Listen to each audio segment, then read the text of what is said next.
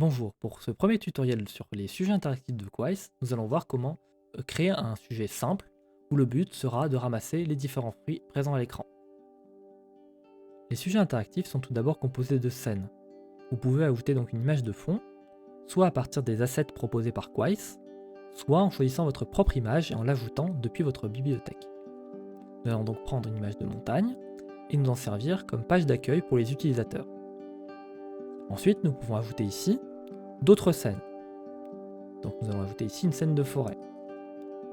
Vous êtes limité à 4 scènes si vous êtes utilisateur lambda, et si vous avez un compte premium, vous pouvez aller jusqu'à 50. Nous allons donc revenir sur la première scène et ajouter le deuxième élément très important des sujets interactifs, qui sont les éléments visuels. Ils peuvent être de type image ou de type texte. Nous allons commencer par ajouter un élément texte. Vous pouvez ici indiquer quel texte vous voulez afficher. Ici, lancer la partie.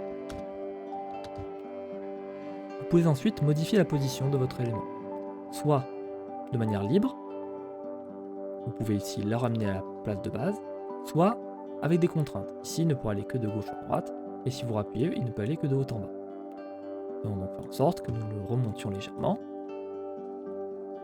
Et ici, vous pouvez modifier la taille, mettre en très grand. Vous pouvez ici modifier la couleur, ainsi que d'autres paramètres, mais nous les verrons dans un autre tutoriel dédié au texte. Vous pouvez voir ici que dans votre élément, il y a un événement. Cet événement va s'activer quand. Vous pouvez ici ajouter des conditions. Il y en a plusieurs. Nous allons faire en sorte que lorsqu'on clique sur l'élément, active notre événement. Ensuite, vous pouvez ajouter les actions. Encore une fois, il y a différentes actions possibles. Nous allons faire en sorte de changer de scène. Lorsque l'on cliquera sur lancer la partie, nous irons sur la scène 2. Nous allons enregistrer les scènes et tester ça tout de suite. Vous pouvez voir donc que lorsqu'on clique sur lancer la partie, nous changerons effectivement de scène.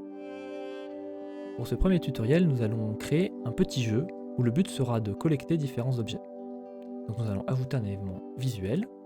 Ici, nous allons choisir dans les assets de base des bananes. Nous pouvons les placer comme nous voulons, les faire tourner, diminuer ou les agrandir. Nous allons y ajouter un événement. Quand on clique sur les bananes, eh bien, nous allons faire en sorte de modifier une donnée. Ici, nous allons l'appeler fruit. Et nous allons faire en sorte d'ajouter un fruit. Nous allons donc ajouter un autre élément visuel, cette fois de type texte, et lui demander d'afficher la donnée fruit. Pour ce faire, nous allons mettre $, accolade, rentrer le nom de notre donnée et fermer l'accolade. On va faire en sorte que la largeur du cadre soit adaptée à la taille du fruit, du nombre de fruits. On va rajouter fruit de points, nombre de fruits. Et nous allons le positionner ici. Nous sauvegardons, nous enregistrons et nous allons tester ça. Comme vous pouvez le voir, chaque fois que nous cliquons sur la banane, le nombre de fruits augmente d'une manière infinie. Notre but va être de faire en sorte que le fruit, une fois ramassé, disparaisse. Pour ce faire, nous ajoutons l'action supprimer cet élément, qui doit se trouver après ajouter un fruit. Car si l'élément est supprimé avant d'ajouter un fruit, la suite des actions ne sera pas effectuée. Donc nous pouvons vérifier. Si nous cliquons sur la banane maintenant, le nombre de fruits augmente de 1 et la banane disparaît. Maintenant, si nous souhaitons ajouter d'autres fruits, nous pouvons tout simplement copier-coller la banane en cliquant sur le bouton ici. Cela va créer une autre banane que nous pouvons déplacer, tourner, et dont nous pouvons remplacer l'image. Nous supprimons l'image de base et ajoutons par exemple une image de pomme. Nous allons modifier et positionner ici. Et ainsi, la banane comme la pomme réagissent pareil, augmentent de 1 le nombre de fruits et disparaissent. Comme vous pouvez le voir, j'ai ajouté d'autres fruits, mais avant de passer à la suite, revenons sur quelques petites informations. Vous êtes limité à 4 événements par élément, si vous êtes un compte simple, et 50 si vous êtes un compte premium. Ces événements peuvent avoir 3 conditions si vous êtes avec un compte simple, et 20 si vous êtes un premium. Et enfin, pour tout ce qui est des actions, vous pouvez en avoir au maximum 5 avec un compte simple, En revanche, vous pouvez en avoir jusqu'à 100 enchaînés l'une derrière les autres avec un compte premium. Maintenant, voyons comment faire en sorte que nos éléments se déplacent pour corser un petit peu le jeu. Donc nous allons ajouter un nouvel événement. Nous allons faire en sorte que dès que la donnée bougeait, ne vaut pas 1, donc tant que nous n'avons pas choisi de la mettre à 1, nous allons exécuter l'action suivante, qui est de repositionner cet élément, repositionner donc nos citrons. Nous allons faire en sorte qu'il est ici. Vous pouvez ici ajouter une durée pour le déplacement, donc il va se déplacer en 2000 millisecondes, donc 2 secondes, avec une vitesse constante. Lorsqu'il va atteindre la fin de son déplacement, il va exécuter l'action suivante, qui va être de mettre la donnée bouger à 1. Lorsque cette donnée bouger est à 1, nous allons faire un nouvel événement. La donnée bouger vaut 1. Lorsque la donnée bouger vaut 1, nous allons faire en sorte de repositionner à nouveau cet élément. Si nous ne faisons rien, il est à sa place de départ. Nous allons donc lui demander de revenir à sa place de départ en 2 secondes. Vitesse constante également. Et à la fin, de remettre la donnée bouger à 0.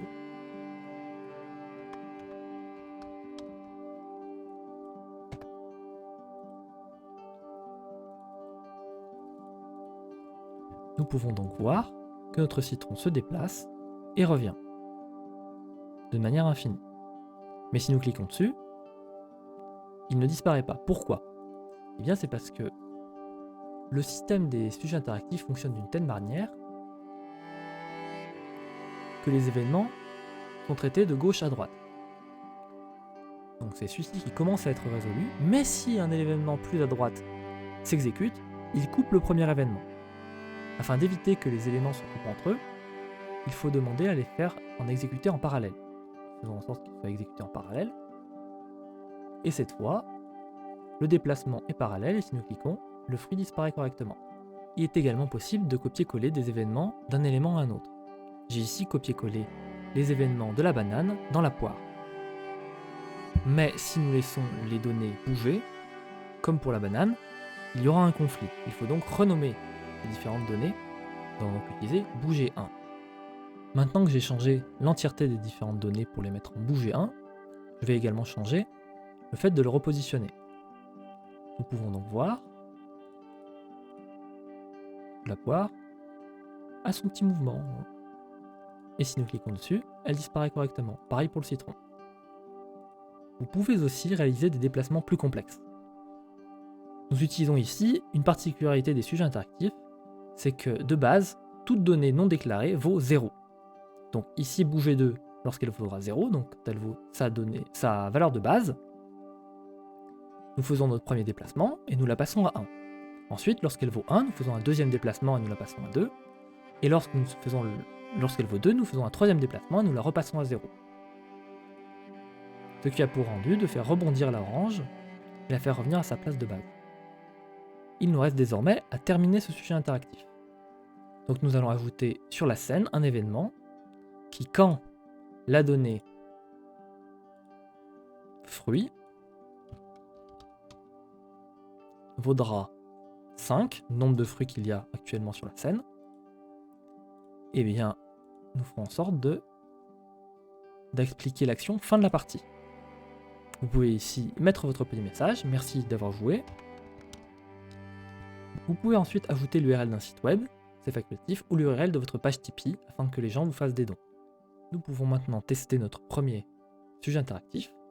Lorsque nous cliquons sur lancer la partie et que nous attrapons les différents fruits, nous arrivons bien à terminer. Merci à tous d'avoir suivi ce premier tutoriel et à bientôt!